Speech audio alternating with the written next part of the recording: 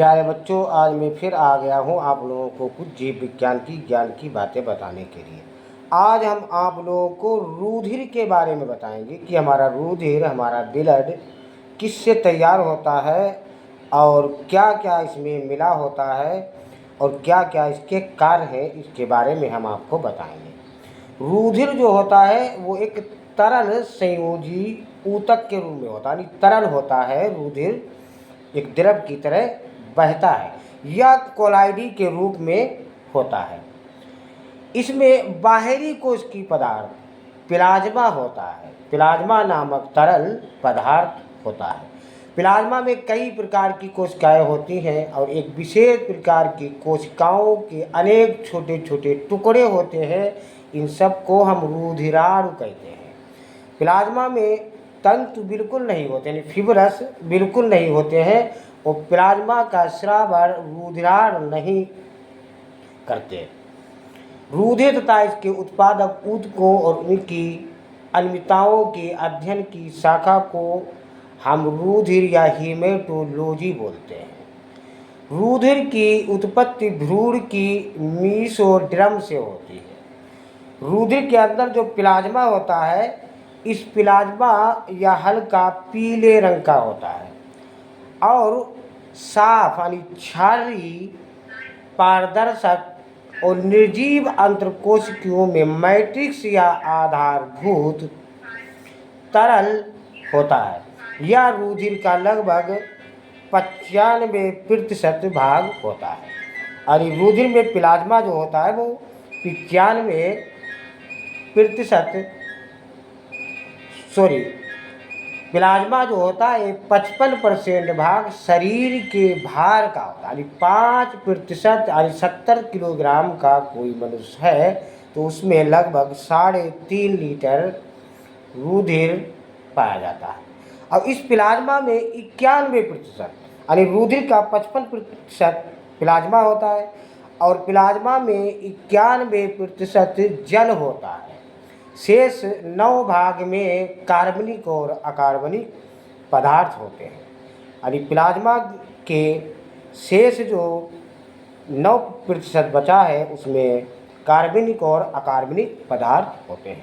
सीधे बैठो बेटा। इसके कार्बनिक पदार्थ में सोडियम क्लोराइड और सोडियम बाइकार्बोनेट लवण प्रमुख होते हैं और आदि जैसे फास्फेट, सल्फेट, बाइकार्बोनेट तथा आयोडेट आदि लवण मिले रहते हैं। इन्हीं के कारण रुधिर हल्का क्षारीय रूप के होता है। यानी रुधिर चखने पर क्षारीय का पीएच मान 7 से ऊपर होता है, यानी 7.3 जिसका पीएच मान होता है। इसमें प्लाज्मा प्रोटीन होती है। प्लाज्मा में इसकी मात्रा 7 से 8% तक होती है। यानी जो प्लाज्मा प्रोटीन होती है और प्लाज्मा प्रोटीन एल्यूमिन्स और ग्लोब्यूलिन्स तथा प्रोथ्राम्बिन और फाइब्रिनोजिन प्रमुख होती है प्लाज्मा के अंदर। ये यकृत में बनकर रुधिर में मुक्त होते हैं। ये जो प्रोटीन ये बनती है यकृत में बन करके रुधिर में मुक्त हो जाती है, यानी रुधिर में पहुंचा दी जाती है। और प्लाज्मा के जल में कोलाइड, यानी जो हमारा रुधिर होता है वो कोलाइड के रूप में होता है, बहुत गाढ़ा होता है। जिसे दूध जब बहुत गाढ़ा हो जाता है उसको हम किसी छन्नी या किसी चीज़ से छानेंगे तो ऊपर ही उसका कुछ भाग रह जाता है। इसी प्रकार हम रुधिर को किसी कपड़े या छन्नी से छानेंगे तो रुधिर पूरा पानी की तरह यानी जल की तरह नहीं बहेगा, क्योंकि रुधिर कोलाइड के रूप में होता है। इसमें बहुत सी प्लाज्मा प्रोटीन होती हैं और ये पराशरीर दाब को बनाए रखती हैं। एक कोशिकाओं में जल का नियंत्रण करती है, यानी जो एक कोशिका होती है उसमें जल का यानी पानी को कंट्रोल करती है, जल को नियंत्रण करती है तथा कई पदार्थों के संवहन में सहायता भी करती हैं। इसमें गामा ग्लोब्यूलिन्स आदि होता है और इन्हें रोगों से शरीर की सुरक्षा करने का काम करती हैं। इसीलिए इन्हें प्रतिरक्षी यानी एंटीबॉडी भी बोलते हैं। रुधिर के कुछ कार्य हैं। रुधिर के कार्य हमारे शरीर में क्या होते हैं?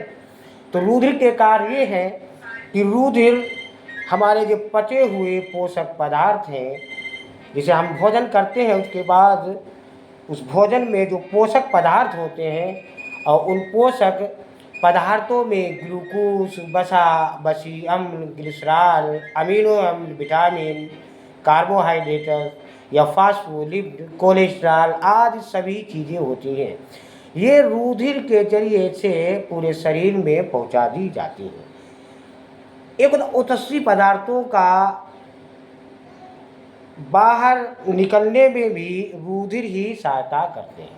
और इसमें क्या है, उत्सर्गी पदार्थों में इनमें शरीर की समस्त कोशिकाओं द्वारा विसर्जित की गई नई यानी अमोनिया वगैरह या मुख्यतः यकृत कोशिकाओं द्वारा विसर्जित किए गए यूरिया या यूरिक अम्ल, क्रिएटिन और क्रिएटिनिन, यूरिया की मात्रा जब अत्यधिक बढ़ जाती है तो इस दशा को यूरेमिया कहते हैं।